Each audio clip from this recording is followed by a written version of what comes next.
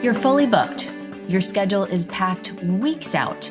Your providers are busy, your front desk is fielding calls, and from the outside, everything looks exactly the way that you imagined it would when you very first opened your doors. And yet, at the end of the month, when you sit down to look at what's left, and the number doesn't match the effort, you did everything right. You saw the clients, your team showed up, you marketed, you sold, you delivered, and still, the cash in your account doesn't reflect the pace of your business. You're running as hard as you can, and it feels like the finish line just keeps moving. This is a pricing and profitability problem, and it's essential to understand the profitability of each service in your practice, because if your services are not priced correctly, it doesn't matter how booked you are, the money won't be there at the end of the month. So today we're going to talk about why being fully booked is not a business strategy and what is actually happening inside the numbers of a busy spa that isn't hitting its financial goals, and how AI is helping us look at this in a way that changes everything. Welcome back to Spa Marketing Made Easy. I'm your host, Daniela Woerner, founder and CEO of Addo Aesthetics and the creator of the Growth Factor Framework. If you are an aesthetic professional who is serious about building a business that is not just busy, but genuinely profitable and built to last, you are in the right place. Now, we are in the middle of our June series on operational excellence, and this episode might be the most important conversation in that series.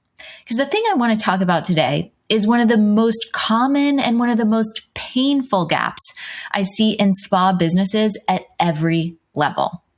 The gap between a full schedule and a profitable one. And I know this topic can be hard for people who have just worked so hard to build their businesses, because being fully booked, it's an achievement. Building a practice that clients want to return to, that has a wait list, that has demand, that takes real skill, real relationship building, real clinical excellence.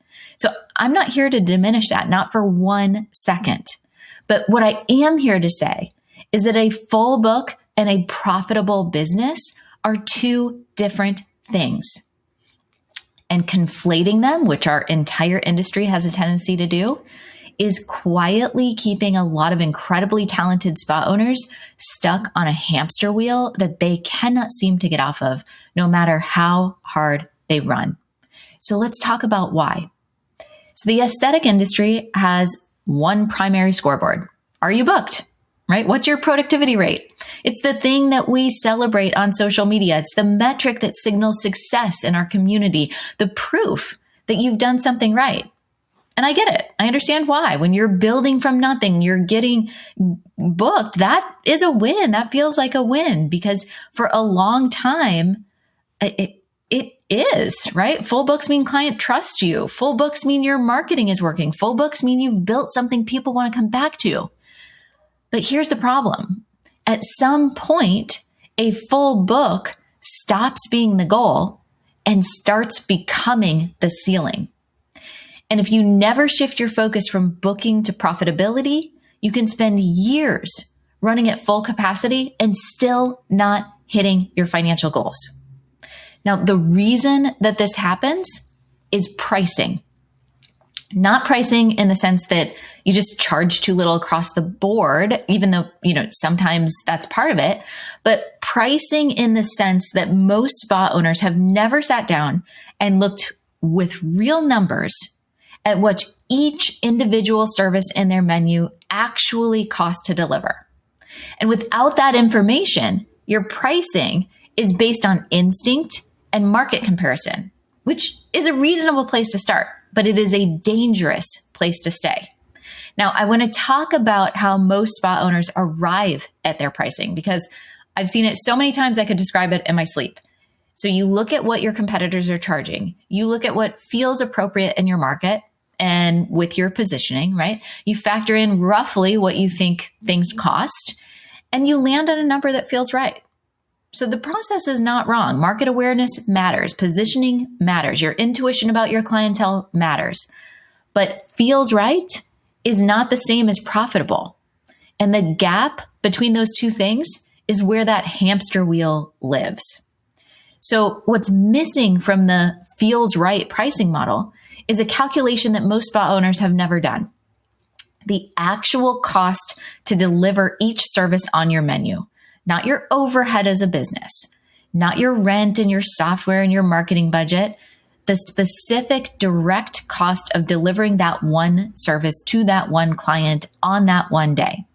That calculation has two main components. So the first is your consumable cost, every product, every supply, every disposable that goes into delivering that treatment. The second is your payroll cost, the time your provider spends in the room at their rate of pay, including any applicable employer cost. So when you add those two numbers together, for every service on your menu, you get something that most spa owners have never seen: the actual floor beneath your pricing, the number below which you cannot drop without losing money on every single service you deliver. And when our spa owners see that number for the first time, the hamster wheel finally makes sense. So I was working with a physician recently, a plastic surgeon who was building a package offering for her practice. And she is excellent at what she does. She's got a strong patient base, and she was genuinely excited about this package because she knew it was going to deliver real results for her patients. She's combining multiple services into a comprehensive treatment experience. And when it came to time to price it, she did what most of us do. She thought about her market. She thought about what felt premium but accessible. And she landed on a number that felt right for what she was offering and for who she was serving. And then when we sat down together and actually ran the numbers, we went through every single service in that package. For each one, we calculated the consumable cost, every product, every supply, everything that went into delivering that treatment.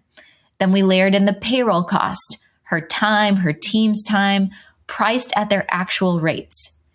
And when we added it all up, we realized, hey, this is big. If she was going to move forward with the price that she had in mind, she was going to be barely profitable on that package. Not unprofitable, not losing money, but she could not price it any amount lower she was barely breaking even.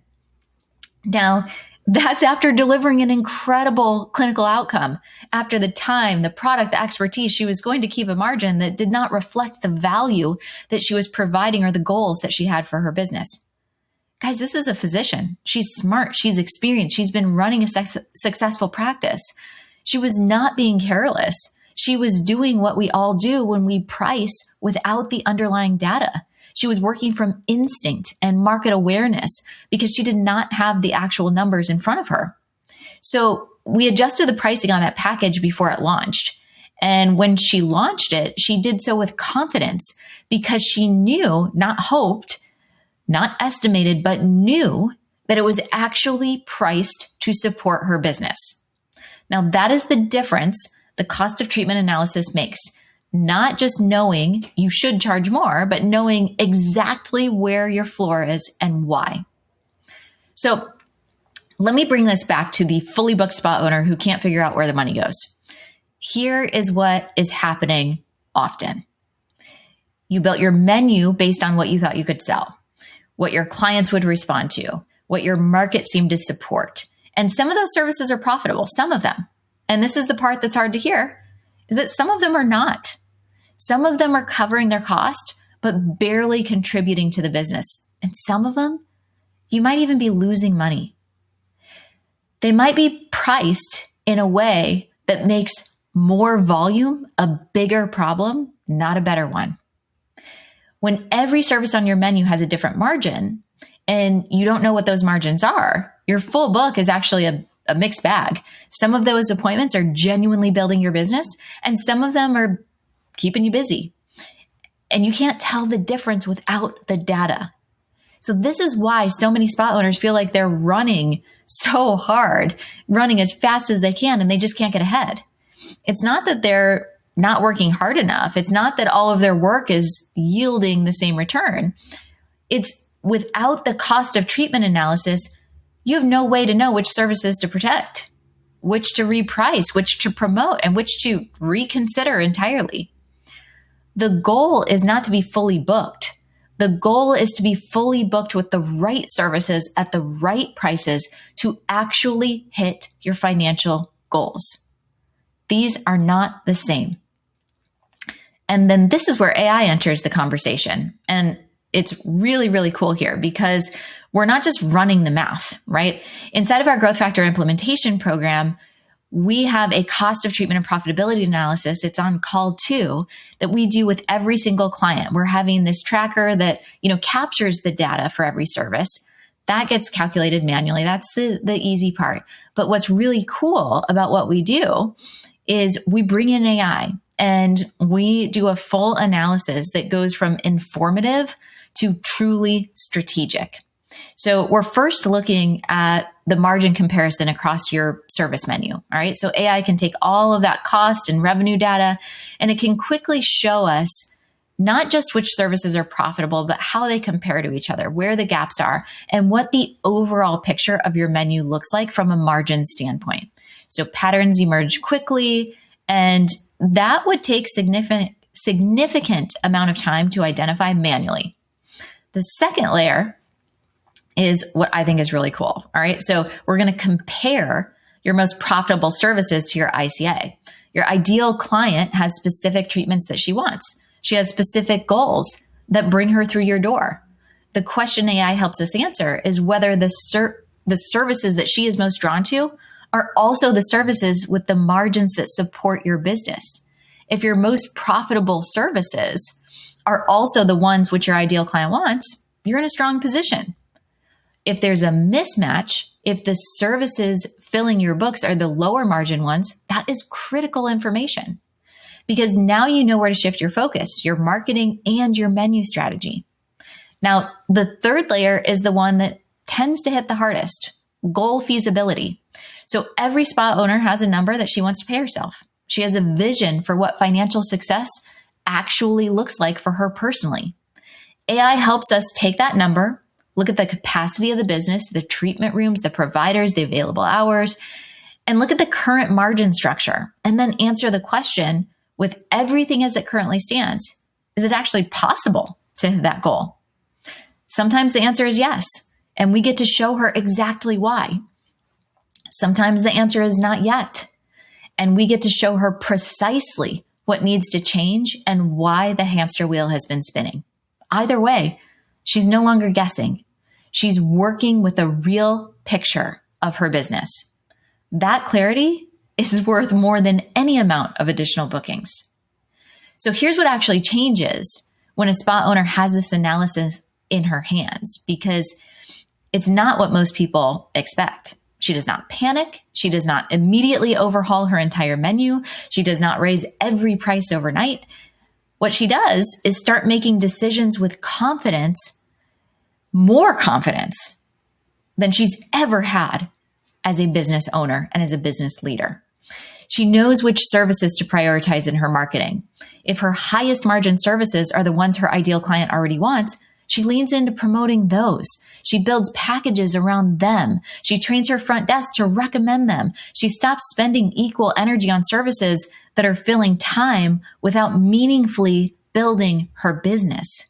She reprices with evidence instead of looking at a competitor's menu and wondering if she should just adjust. She looks at her own numbers and knows exactly what she needs to charge to hit her margins targets. The conversation changes from, does this feel right, to what does the math support? What is the data telling me? She starts thinking about her books differently. A full schedule stops being the goal. A profitable schedule becomes the goal. Those might look similar from the outside, but they feel completely different from the inside. And they produce a completely different financial result at the end of the month. And she finally understands the hamster wheel, not as a personal failure, not as a sign that she's doing something wrong, but as a predictable result of not having the right information. And once she has it, that wheel stops because she can see exactly where to get off.